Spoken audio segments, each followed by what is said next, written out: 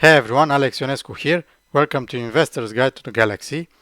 Why is Tesla winning the race for autonomous cars? Argo AI is shutting down. Volkswagen and Ford at a loss. Let's dive right into it. Tesla stock price. Year to date down 42%. Volkswagen stock price down 29%. Ford Motor down 39%. General Motors down 36%. Alphabet down 33%. Now let me give you the 4 most important points of this video if you don't watch it all. Tesla competitors lag in software development, don't know what they are doing regarding autonomous driving software. Tesla is the only one leading because they are the only vision-driven company for autonomous software, and it's the correct way to go.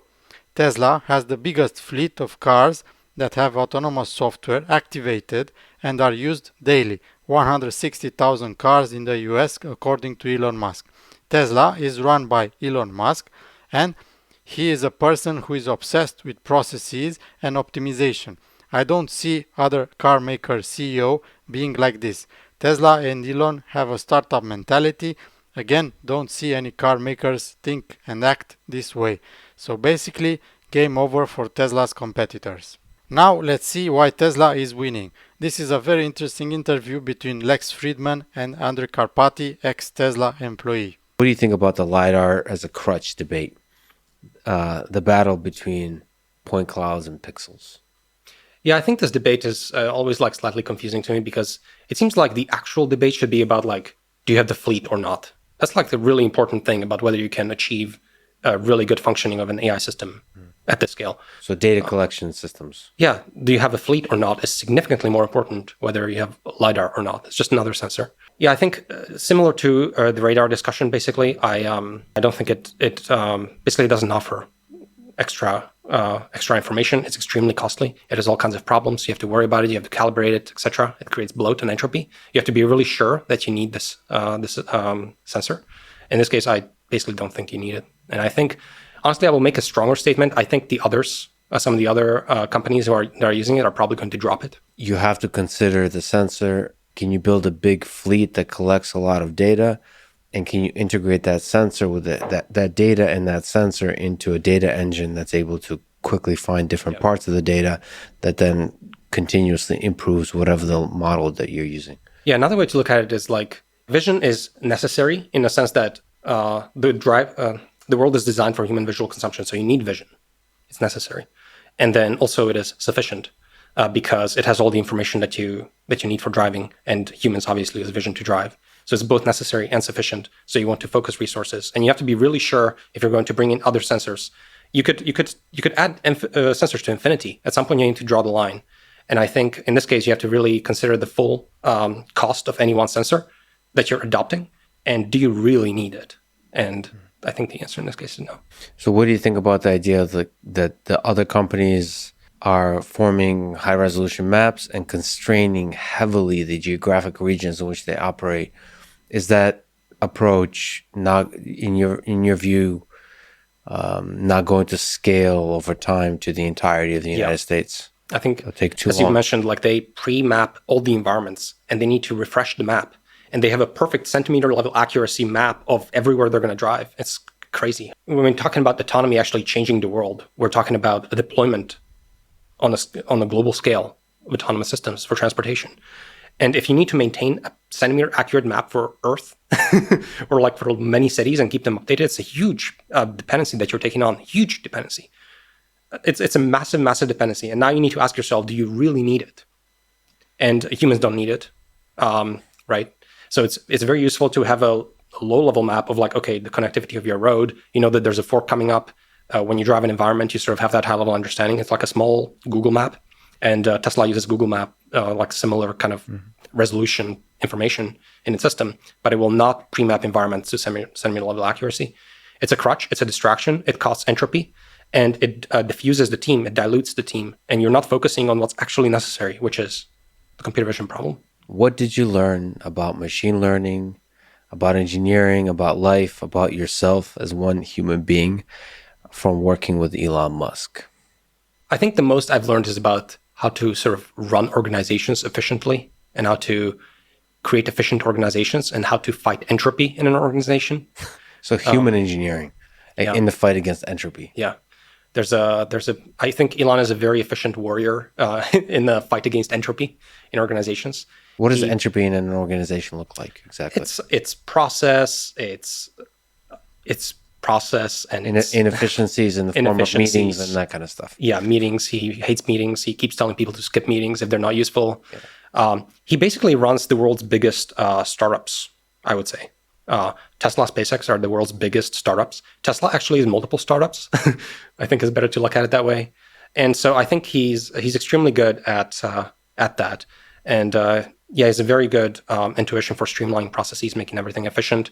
Best part is no part, simplifying, focusing, and just kind of removing barriers, moving very quickly, making big moves. All this is very startup-y sort of seeming things, but at scale.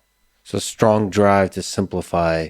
Yeah. From your perspective, I mean, that also probably applies to just designing systems in machine learning and otherwise. Yeah. Like simplify.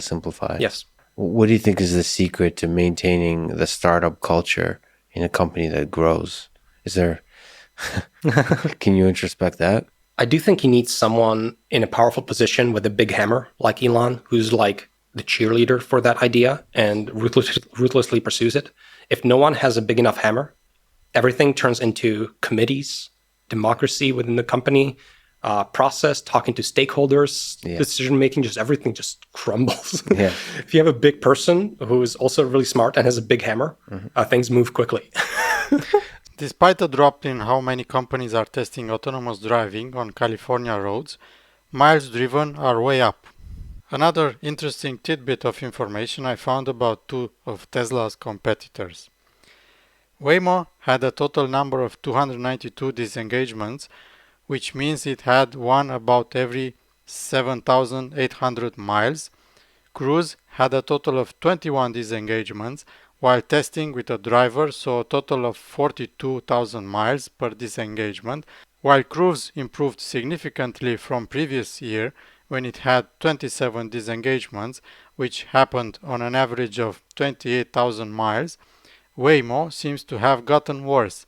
In 2020, Waymo reported 21 disengagements, which would put them at a disengagement every 30,000 miles or so. I didn't find any information about miles per disengagement from Tesla. If you know this, please write a comment below. It would be interesting to compare them.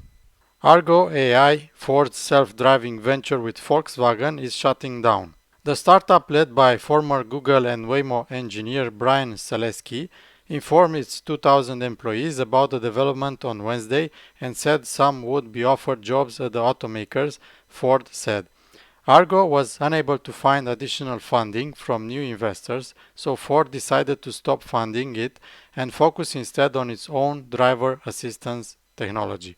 The automaker said it recorded $2.7 billion non-cash pre-tax impairment on its Argo investment, resulting in Ford's $827 million net loss in the third quarter. When Ford invested in Argo AI and autonomous vehicles, the company anticipated being able to bring Level 4 ADAS technology broadly to market by 2021. But things have changed, Ford CEO Jim Farley said in the company's quarterly results announcement. We're optimistic about the future for Level 4 ADAS, but profitable, fully autonomous vehicles at scale are a long way off, and we won't necessarily have to create that technology ourselves. To compete with Tesla, Volkswagen injects $2.3 billion in Chinese autonomous driving venture. Volkswagen software unit Cariad will take a 60% stake in a new venture with Chinese technology firm Horizon Robotics for over $2 billion. The German carmaker will invest $1 billion in Horizon Robotics and $1.3 billion in a joint venture. The companies will develop technology that can integrate numerous functions for autonomous driving onto a single chip that will be available only in China. Other interesting facts: Horizon Robotics investors include car makers like BYD, partially owned by Warren Buffett. Yeah, so competition is coming for Tesla. They don't know what they are doing, seriously. Do you agree with Andrej Karpathy's point of view? I'd like to know your opinion on all of this. Please leave a comment below. If you like this video, please smash that like button so that other people like you see this video. And don't forget to subscribe to my channel. Thank you very much. I appreciate all of you that watch my videos. See you next time.